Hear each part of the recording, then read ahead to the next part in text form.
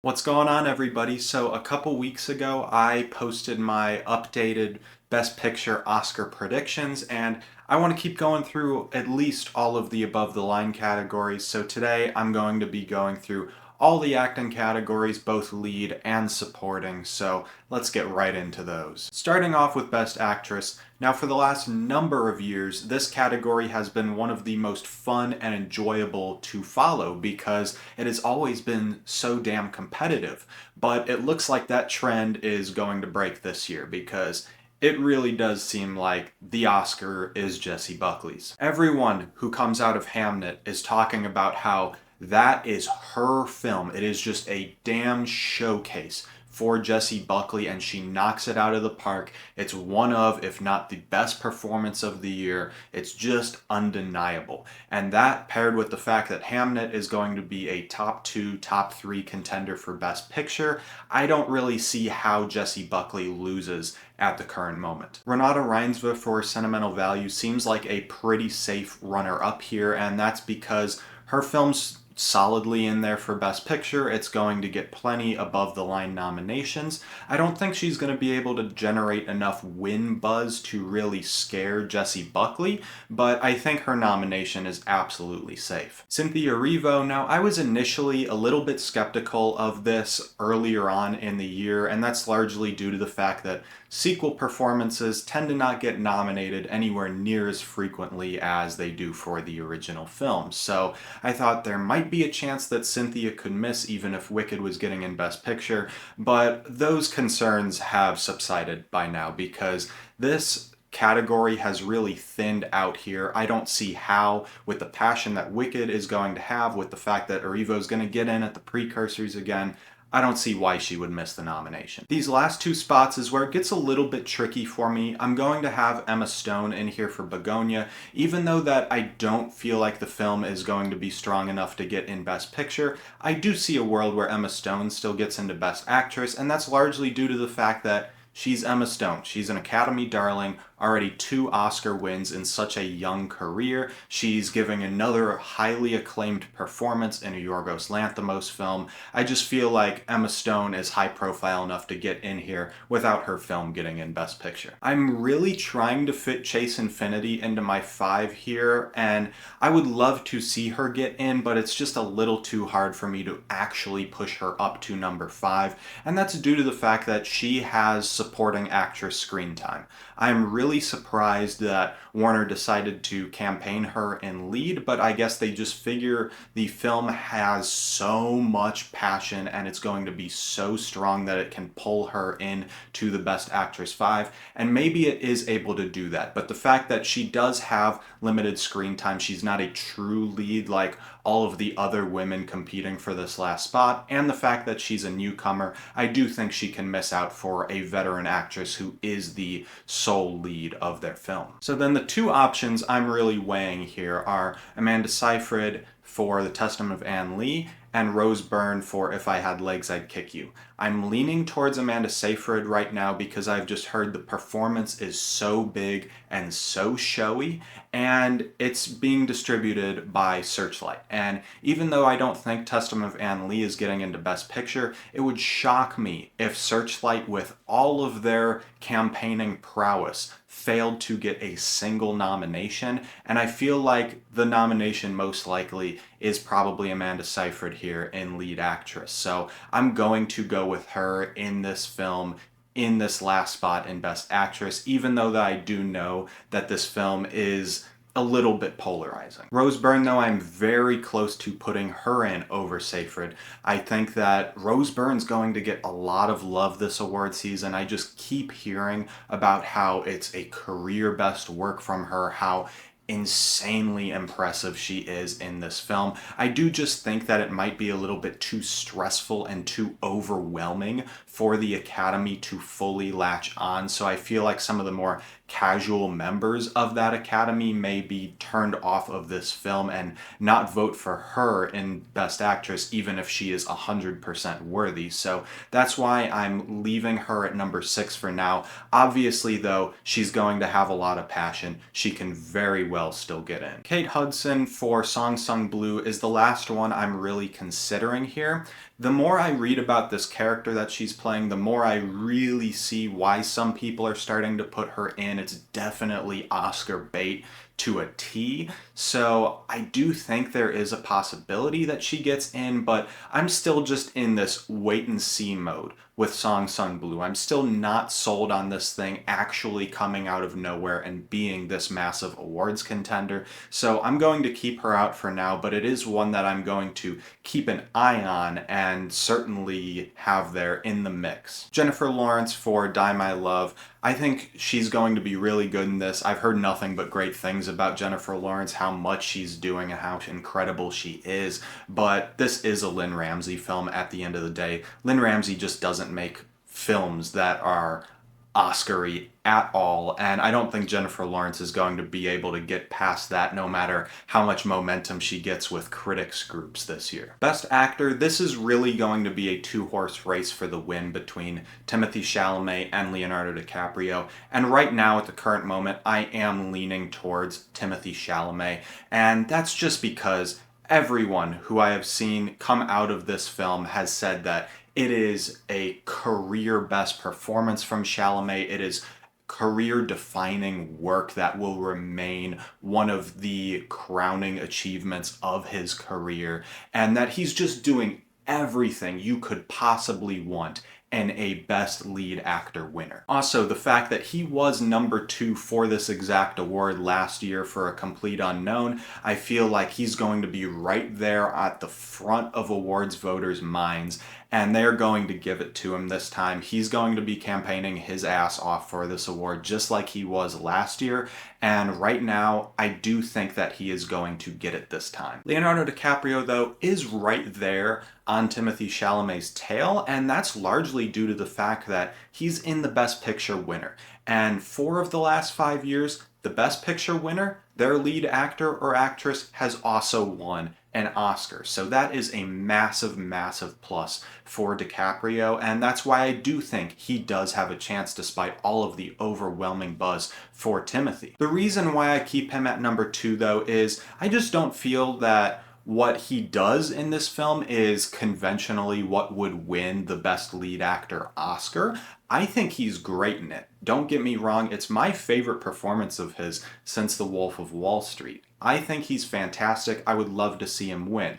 But I just don't know if there's going to be that urgency for him to get another Oscar for this when you have Timothée Chalamet in the Timothée Chalamet show. That is Marty Supreme right there. I don't think what DiCaprio's doing in here is as undeniable. So I'm going to keep him at number 2. Obviously a very close number 2 because he's in the Best Picture winner, but I do think right now Chalamet has the edge. Ethan Hawke is one that I've been feeling really good about recently, and that's because the more people see this movie, the more great reactions I'm hearing about the film itself and about Hawke's performance. I've even heard some people come out and say, yeah, the Best Actor race is over. Now, I'm not going to go that far and say that Ethan Hawke's going to win for Blue Moon. After all, he would most likely be this film's only nomination, and I just don't think he's going to be able to win because of that. But I do feel like the passion is there for his performance. You have Sony Pictures Classics campaigning for that nomination, so I feel like he's definitely going to be in the 5 at the end of the day. Wagner Moura, another one I've been feeling really good about as time goes by, and that's because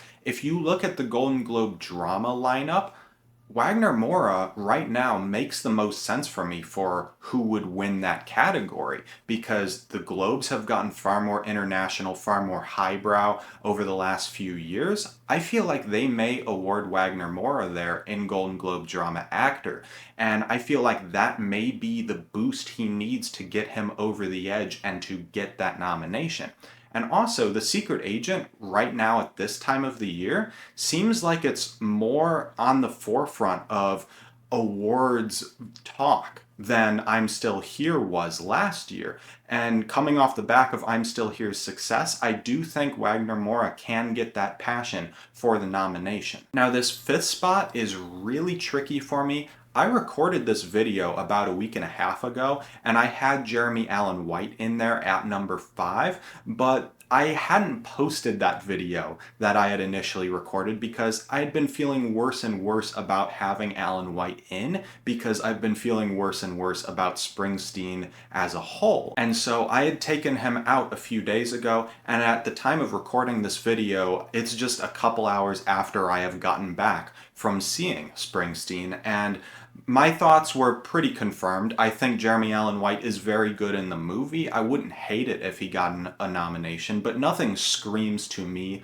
like he needs to get into this lineup of 5 if the film isn't getting into Best Picture, and I just do not have any confidence in the film at all right now, so I feel good about keeping Jeremy Allen White out. So if I'm looking at the other options here, I got Michael B. Jordan, I have George Clooney, and I have Jesse Plemons.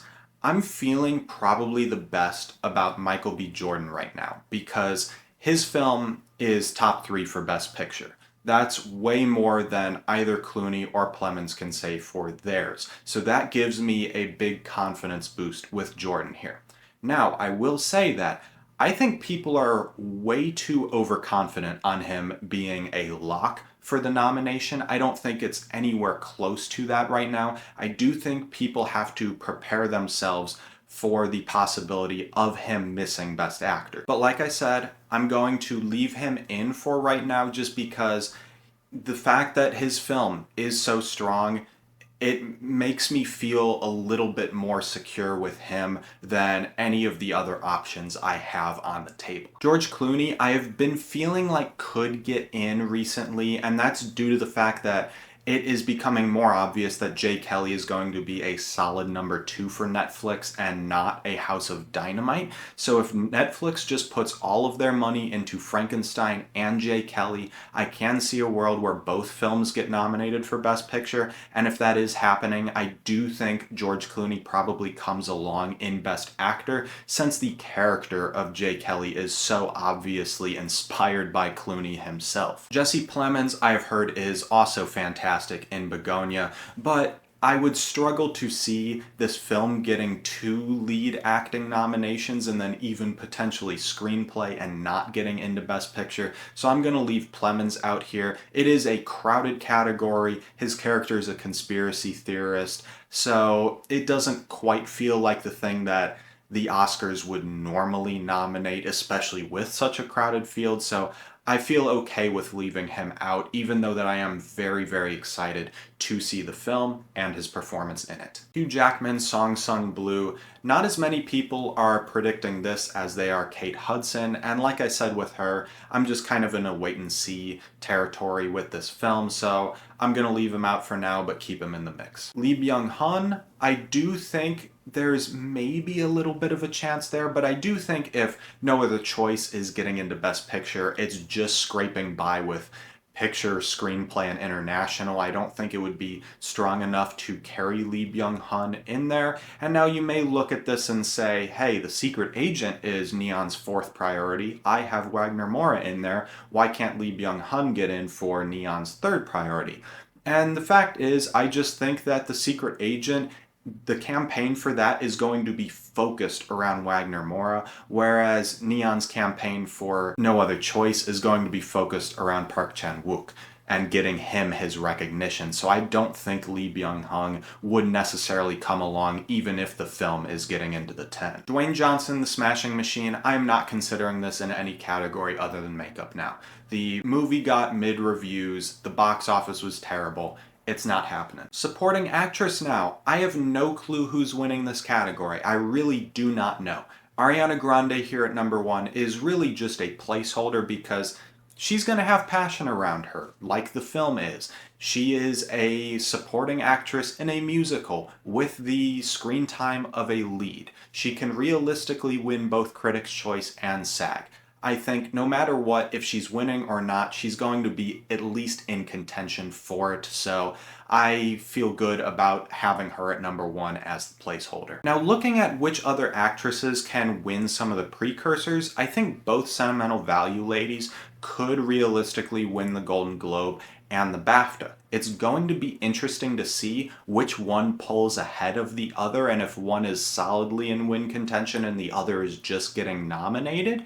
I think Inga is going to be the one more pushed in critics groups because I've heard that she just has more to do. She leaves a little bit more of that emotional impact with you, and her performance is better. But Elle Fanning, I think, is more likely to get nominated at all of the major precursors because I think with SAG's aversion to foreign language performances, they may snub Inga and have Elle Fanning in there. So I don't know which one is above the other, but I do think both at the end of the day could be in win contention, and I think both of their nominations at the Oscars are safe. Teyana Taylor, I just don't really buy that this is a winning performance or winning role. A lot of people will bring up the fact that Mahershala Ali won for Moonlight after only being in the first 15 minutes of that film. And Teyana Taylor is only in the first 20 or 30 of this one and leaves a big impact on the film.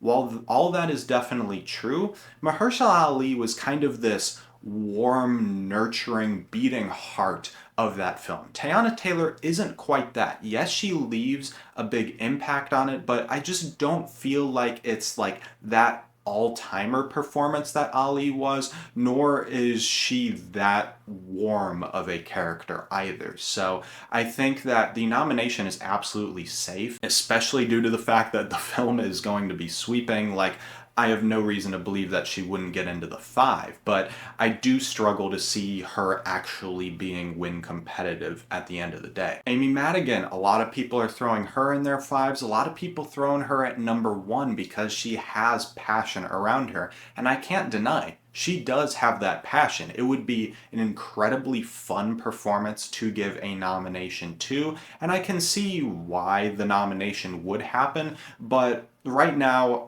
I don't know, something in my gut is turning me against it. Like, she is just playing the old disgusting lady in a horror movie. I'm not sure how much that screams Oscar nomination to me. So even though, yes, it would be fun, yes, I'm rooting for it, yes, she does have passion, I'm going to leave her out for now. Obviously, things can change. So I am between the two Marty Supreme ladies, Gwyneth Paltrow and Odessa Zion, for this last spot here. From people who have seen this, that I've heard from, they say that Odessa Zion is the better performance of the two. She leaves the bigger emotional impact and she's a bit more showy in her performance, whereas Gwyneth Paltrow is a little bit more quiet.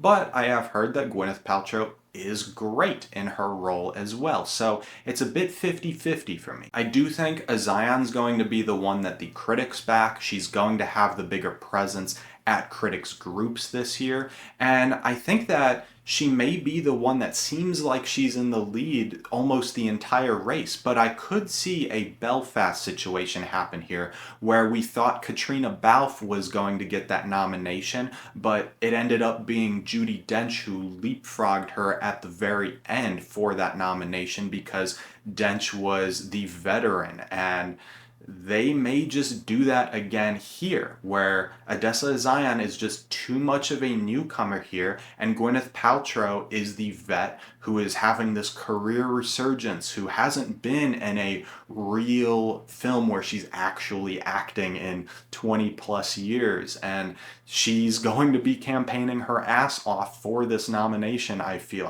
that she's going to really want it, so I can see a Zion seemingly having the lead for the majority of it, and then Gwyneth Paltrow leapfrogging her at the very end. So I'm going to have Paltrow in at my 5 for now, and a Zion at my 6. Regina Hall for One Battle After Another. I don't think this is happening. I know a lot of people are throwing her in their 5s after Chase Infinity went lead, but I don't see it. This feels like when people were trying to predict Matt Damon and Florence Pugh for Oppenheimer. They're just trying to figure out all of the extra nominations the Best Picture winner could possibly get. And I just don't feel like it's going to happen. She's good in the film, she's a vital role, but I just don't think it's enough for the nomination. Wunmi Mosaku, I'm glad people have come around on recognizing that she is the best supporting actress performance in this film, but I do feel like if Sinners is going to get in anywhere in acting categories, it's probably not going to be this one just because it is a little too stacked, and the performance didn't strike me as one that necessarily needed that Oscar nomination. Whereas I feel like you could maybe make that case for someone like Michael B. Jordan a little bit better. Emily Blunt, like I said with Dwayne Johnson, I'm not considering this. Maybe she gets the fluke SAG nomination, gives you a little scare there at the end, but I don't see the Oscar nomination happening. Supporting actor, now this is going to be a close and competitive race. Right now, I'm leaning towards Sean Penn for the win, and I know a lot of people are saying, do we really need to give Sean Penn his third Oscar? He's already won two. Why do we need to give him a third? But that's not really always how the Academy feels. Like last year, we were doing that with, do we need to give Adrien Brody a second Oscar when we can be giving Ralph Fiennes his long overdue one? Or we could be making Chalamet the youngest Best Actor winner ever. But no, Brody won. A few years before that, Frances McDormand, people were going, do we need to give her her third Oscar, especially so soon after giving her her second? But she won. You know why she won? She was in the Best Picture frontrunner. Sean Penn's in the Best Picture frontrunner here. I would struggle to see this film sweeping in so many categories and not taking home a single acting prize. So I feel like One Battle's best chance at taking home an acting award is Sean Penn here in supporting actor.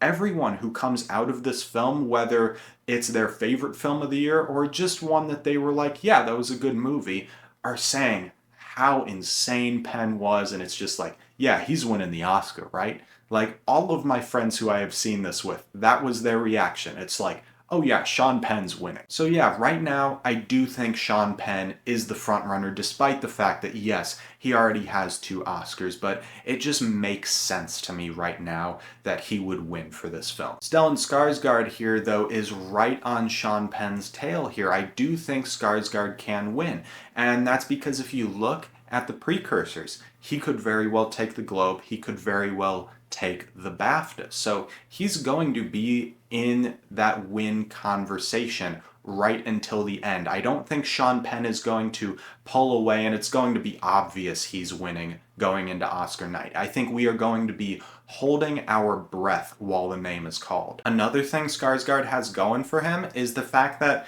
people are going to want to see him get up on that stage and make that speech. We're going to have a lot of people that are passionate around getting Stellan Skarsgård his first Oscar. So he obviously has the career narrative here, which is obviously a plus for him. Kind of what's holding me back here is, yes, Sentimental Value isn't winning Best Picture. One Battle After Another is. There's obviously that advantage that Sean Penn has going for him. Another one here is that Skarsgård, I have heard, is far more subtle. It's nowhere near as flashy and as showy as Sean Penn's role here. So people en masse may not come out of this one and go, yeah, he's got to win, like they do with Sean Penn after seeing One Battle After Another. Paul Mescal is another one that I feel like is going to be right there for the win. It is very possible that he can take it as well. Some people are saying it's only a two-horser between Penn and Skarsgård.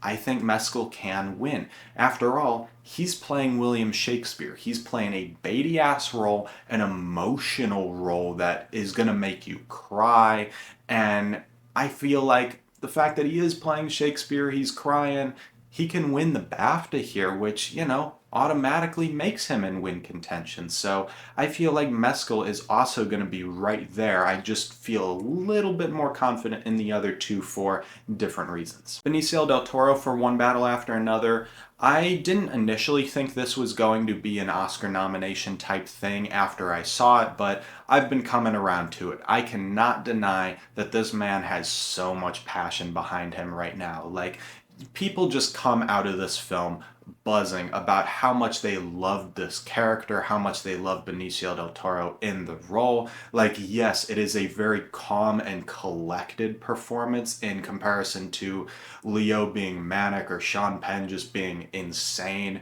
So it's not anywhere near as flashy, but like I said, you just come out in love with him, in love with the character. This is one nomination where I feel like it makes sense for One Battle After Another to carry it along with the strength of the film, with the love for it. So I have Del Toro in here. This fifth spot, I initially had Jeremy Strong in when I recorded this a week and a half ago, but like with Jeremy Allen White in lead actor, I've just been feeling less and less confident about that and have taken him out. And honestly, I feel even better about taking Strong out because Allen White, at least he is playing Bruce Springsteen. Like, maybe he could get the nomination without the film just because it's that Oscar bait biopic factor. But I don't think Jeremy Strong has any of that going for him here. Like, yes, he is very good, but I just don't see this performance getting a nomination without the film having a strong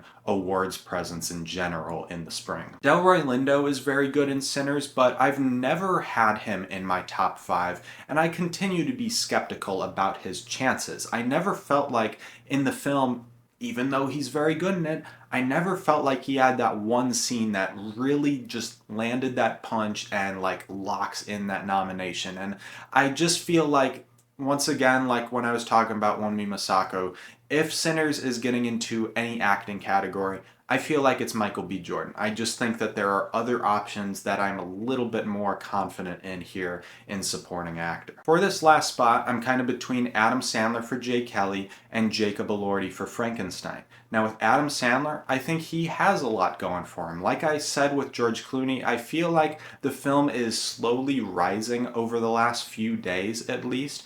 And also, I've heard from a lot of people say that Sandler is the MVP of this film, that he is the heart and soul of it. So there's definitely that chance he's overdue for a nomination. This would be his first, so it's possible. But I have heard from some people say that they weren't as impressed with what Sandler did in here, that he was good, but it just wasn't anything that particularly wowed them. So I feel like since there's that element there, and the fact that right now this still would be the only category I'm predicting Jay Kelly in if I put him in, it just doesn't feel right that Sandler would be a lone nominee for a movie considering how they have snubbed him in the past. So I kind of lean towards Jacob Elordi, and a lot of that is due to the fact that he has near unanimity in the praise for his performance being just absolutely incredible. Everyone is coming out of Frankenstein saying how damn good he is, that he's easily the best performance in that film. And even though he is playing Frankenstein's monster and these creatures tend to not get acting nominations, I do feel like the praise and the passion is there. Frankenstein has been building up a hell of a lot of momentum recently. It scores everywhere. Metacritic, Letterboxd, Rotten Tomatoes, all going up recently. So Frankenstein is surging at the moment, and I feel like the passion around Elordi's performance is also surging. Also with Frankenstein, for a while people have been comparing it to Nightmare Alley, but recently it feels like this film is absolutely going to be stronger than Nightmare Alley. So I can see it getting into more categories than just a few techs in picture. And I think that Jacob Elordi in Frankenstein is one of those most likely categories just because of that love for what he's doing in this film. Also, both of these performances that I'm considering here are Netflix films. So because I think that Frankenstein is the one that Netflix is going to give most priority to, I'm going to say that Jacob Elordi in Frankenstein is the performance that slips in here at number 5. Other possibilities here, Jonathan Bailey for Wicked. He got a SAG nomination for the first film, and I have heard that his character is far more fleshed out in Act 2, and he just has more to do with his material here. So there is that possibility that maybe he could squeak in if that Wicked passion is just so insanely high.